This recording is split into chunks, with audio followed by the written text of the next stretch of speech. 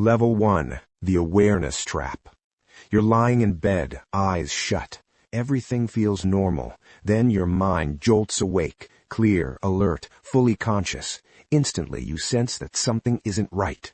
You try to move, just a small stretch. Nothing happens. Your body won't respond. This is sleep paralysis. During REM sleep, your brain releases chemicals that shut down your muscles, preventing you from physically acting out your dreams. Normally, this paralysis fades before you wake up. This time, it didn't. Your mind woke first, leaving your body behind. You're caught between two states. You're awake. You can think clearly. You know exactly where you are, but your body is completely unresponsive, locked beyond your control. Your breathing speeds up, shallow, uneven. You try to call out for help, but your voice won't come. It feels trapped in your throat, as frozen as the rest of you. Panic hits fast. Why can't I move? What's happening to me? Your heart starts pounding. The harder you try to break free, the more helpless you feel. And then, just as suddenly, it ends. Your fingers twitch, your muscles release, your body responds again. You gasp awake, lungs burning, heart racing, confused and shaken to the core. And you're not alone. Research shows that nearly 1 in 13 people will experience this locked-in moment at least once in their lifetime. For most, it stops here. The paralysis lasts only seconds, sometimes a couple of minutes. But for others, it doesn't end. It goes darker. Before we dive into the next level, don't forget to subscribe and hit the like button if you're enjoying this journey into the terrifying world of sleep paralysis. Your support helps keep these stories coming. Level 2. The Shadow Watcher. You're still paralyzed, and now you see something. At the edges of your vision, dark shapes begin to form, shadows that don't belong to the room. They move when you're not looking directly at them. The moment you try to focus, they shift away, slipping just out of reach. Are they moving, or is your mind filling in the gaps? You can't tell anymore. Your brain is caught between sleep and waking. Dream imagery is leaking into reality. Your visual cortex is firing, generating images that feel completely real. These shapes don't flicker or fade. They hold their place, steady and silent. You can't move to check. You can't turn your head to prove nothing's there. So your brain accepts them as real. The shadows linger, watching, waiting. You sense intention behind them, even though they never fully step into view.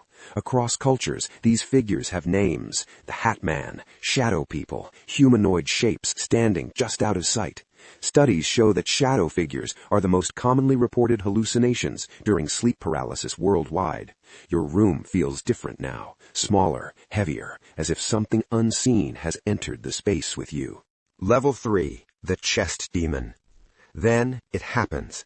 A weight crashes down onto your chest, not slowly, not gently, all at once. It feels like someone or something just sat directly on top of you. Your lungs compress. Your breath catches. You try to inhale deeply, but you can't. There's not enough air. Your breaths come in short, panicked gasps. Your chest feels pinned. You want to scream, but there's no air to push the sound out.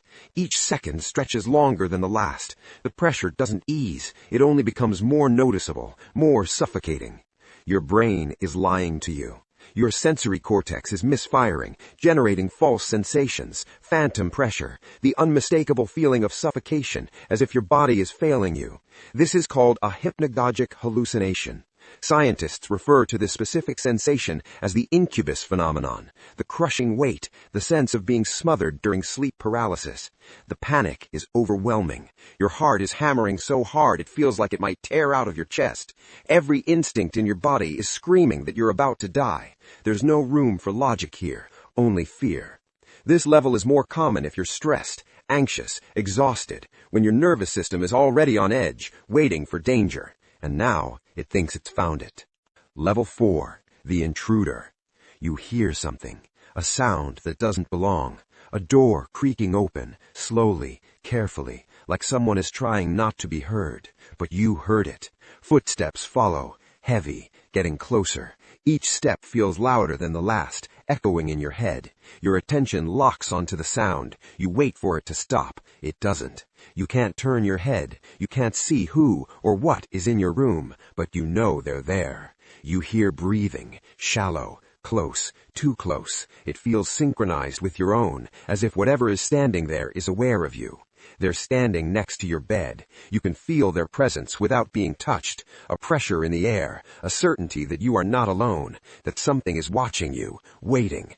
The room feels occupied now, as if the space itself has changed. This is an auditory and tactile hallucination. Your temporal lobe is misfiring, creating sounds and sensations that feel more real than anything you've ever experienced. Your brain is generating the perception of a threat in your room. It feels like someone has broken into your home. This is known as the sensed presence phenomenon. The part of your brain that tracks your body in space begins to malfunction. Your sense of boundaries collapses. Your mind mistakes its own internal signals for someone else's presence. For centuries, people described this as demons, witches, spirits, the old hag sitting on their chest in the night.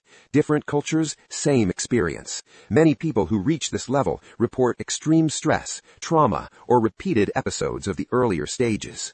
Level 5. The dream bleed. You wake up. At least you think you do. You're sitting up in bed now. You feel relief wash over you. It's over. You escaped. Then you realize something's wrong. Your body still won't move. You're still paralyzed. And that's when it hits you.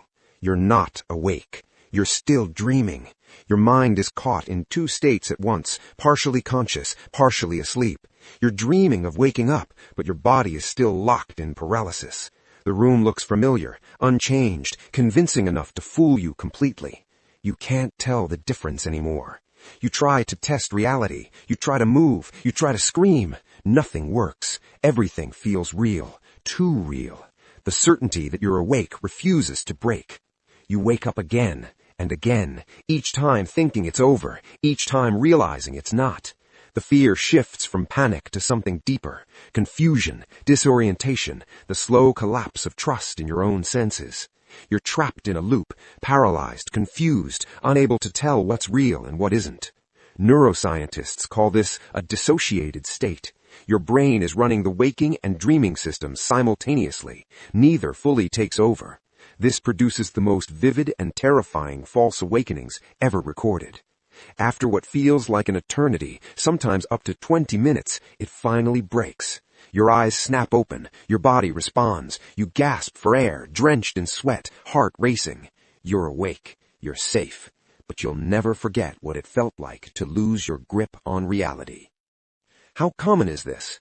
Between 8 and 15% of people will experience sleep paralysis at least once in their lifetime, but less than 1% ever reach level 5. Most people with regular sleep paralysis never go that far. It's more common in people with narcolepsy, severe insomnia, those who practice lucid dreaming, or those under extreme stress or trauma. Episodes can occur at any age, though they often start in adolescence or young adulthood. They may be sporadic or happen repeatedly, sometimes clustering during periods of sleep disruption. Even a single encounter can leave a lasting impression. The memory of immobility, fear, and hallucination can replay vividly in the mind long after the episode ends, affecting sleep patterns and creating anticipatory anxiety. Aftermath. For many, the experience leaves a mark. Confusion, lingering fear, anxiety around sleep, a sense that reality itself can't be fully trusted. Those who reach the higher levels often describe it as the most psychologically disorienting moment of their lives. Some report nightmares afterward, heightened startle responses, or difficulty falling asleep alone. The mind remembers the terror as clearly as if it were happening in real time, leaving a lasting sense of vulnerability that can persist for weeks, months, or even years. If you found this story fascinating, be sure to subscribe and like the video. Your feedback means a lot, and it helps us bring more of these chilling experiences to light.